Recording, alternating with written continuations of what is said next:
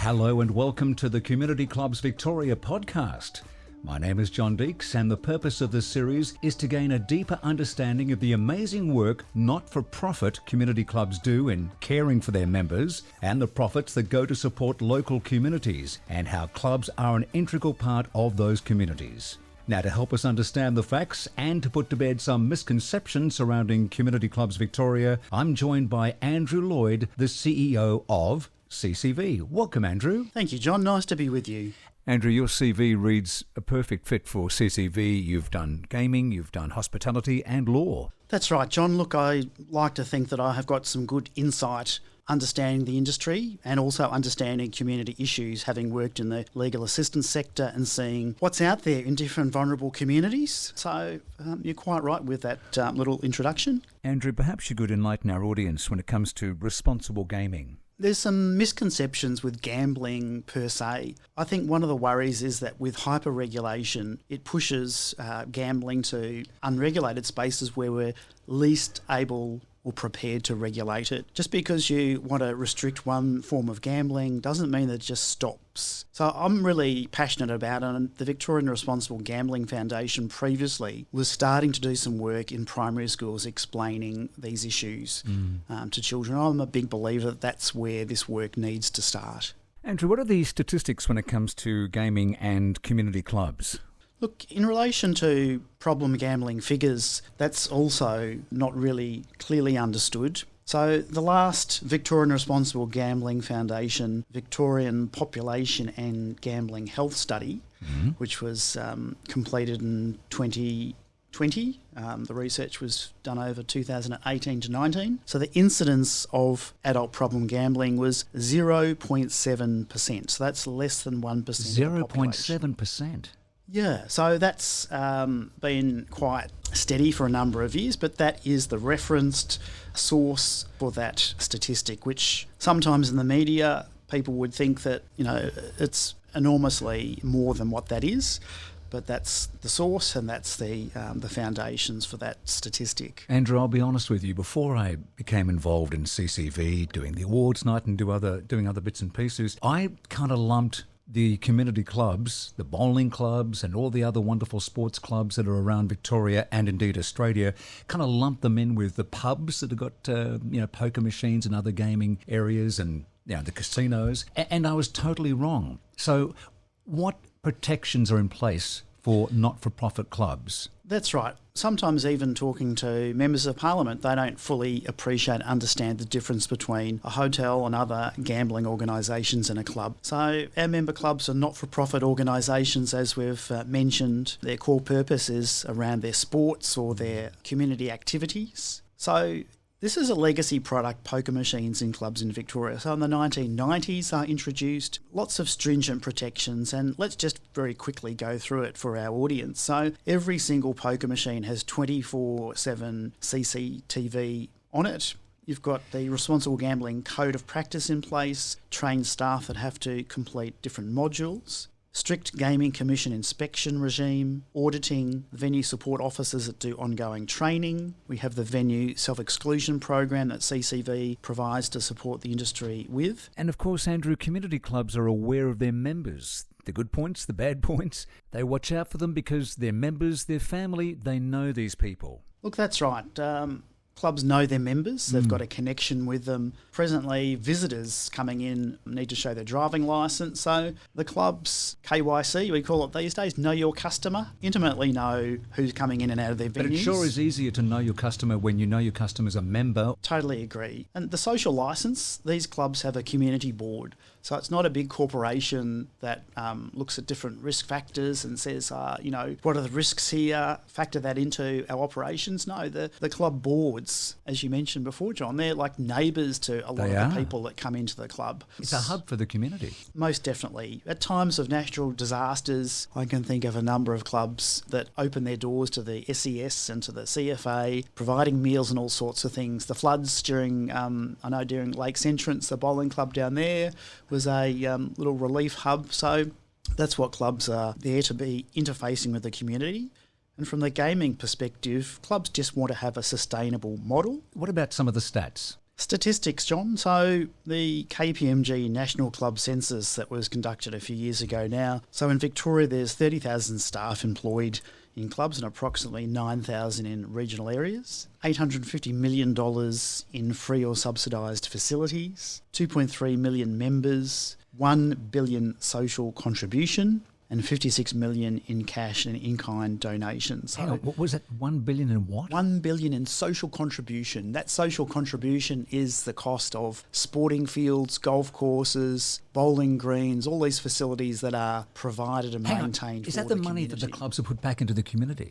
It is. That was the KPMG metrics that were undertaken to do with measuring these different. Is this in Victoria? This is Victoria. $1,000 million, $1 billion.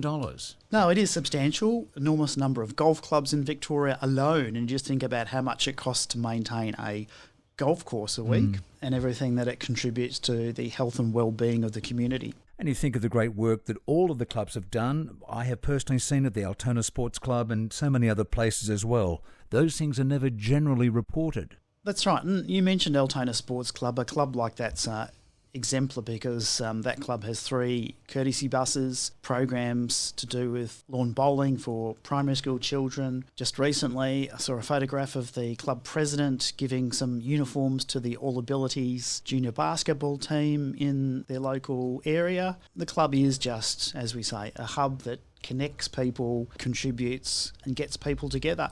I think in today's world, there's less and less people reaching out for help. They're just wanting to text or send an email or message. The great thing about clubs is they bring people together and there's camaraderie, there's peer support. A lot of clubs also have some great talks from different people in the community. It's great and very important to one's mental health to get out and, interact with other folks, whether it be a Probus club, whether it be the men's shed, or whether it be their local sporting community club. That's right. And we have a number of RSLs that are members as well of community clubs, and they do amazing work with the veteran community and the extended community. Andrew, I'm now going to ask you to put your CEO hat on and tell our listeners the latest information you have regarding CCV and the government. 12 months ago, retired Premier Daniel Andrews announced the landmark gaming reform proposals. It'd be good to talk about those for a moment because they're not totally understood by the community. So we saw in December last year the carded play model switched on at Crown Casino in Melbourne. And I'll make the point, and it has been acknowledged by the Minister, that clubs are a different risk profile to that of a casino. The average number of poker machines in a Victorian club gaming room is just 54 machines. So we actually say the safest place to gamble is in the club gaming room because you have supervision, you have supports, you have the self-exclusion program. Eyes on the members. Eyes on the members, 100%. So I mentioned before that word hyper-regulation. If you put a VPN onto your device these days, you can sidestep the Great Firewall and go onto all sorts of different gambling sites that are unregulated by Australian regulators. There's no supervision, there's very minimal protections, and we think that's a big risk to our community. So we want to see sustainability for clubs and a product that is delivered in a safe way and also minimises risks of financial crime, and clubs are committed to delivering that. Is CCV concerned about clubs' financial security in the future moving forward? We are. With the landmark gaming reforms, we are definitely worried about the financial security and future of clubs, particularly smaller regional clubs. They're not like our New South Wales or Queensland counterparts that have enormous numbers of poker machines and huge facilities. They're super sites, aren't they? They are. Yeah. And that was government policy in those states compared to Victoria, where it was a very limited, controlled model from the beginning. I've mentioned KYC, and clubs are very much committed to knowing their members and supporting them. Once again, the hyper-regulation, what we've seen in the last 12 months has been some illegal casino busts in garages and factory areas. Really? Yeah, and we're concerned. Wow. I call it the iceberg effect.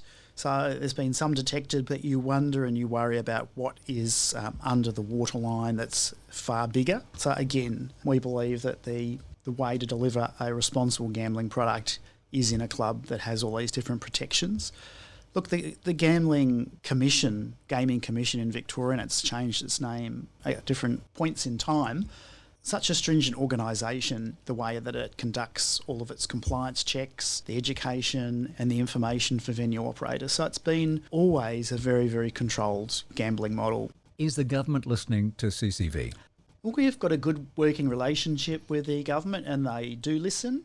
I think there's some quarters of politics that don't fully appreciate and understand the club-based gaming model. Yeah. The things we've talked about earlier in this session, the protections in place. So a lot of your time is spent to educate. It is educating. And to inform. And look, members of parliament are so busy, they can't be across every different portfolio and all the intricate details. But surely if you just show them the statistics like, blew me away, $1 billion back to the community as opposed to the profit sector, it's a given, isn't it? I mean, certainly putting in place all the protections you said for the members, but it's giving back to the community. Look, it is, and that's the difference. Not to shareholders. That is the difference, most definitely.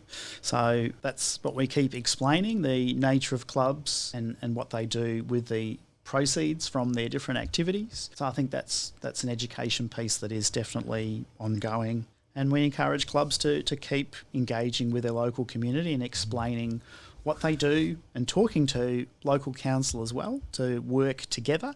That's what we want to see. We want to see an industry that works together with all the community groups. If there's any groups that have concerns about how the product's delivered, we're always willing and interested to hear and sit down and discuss things.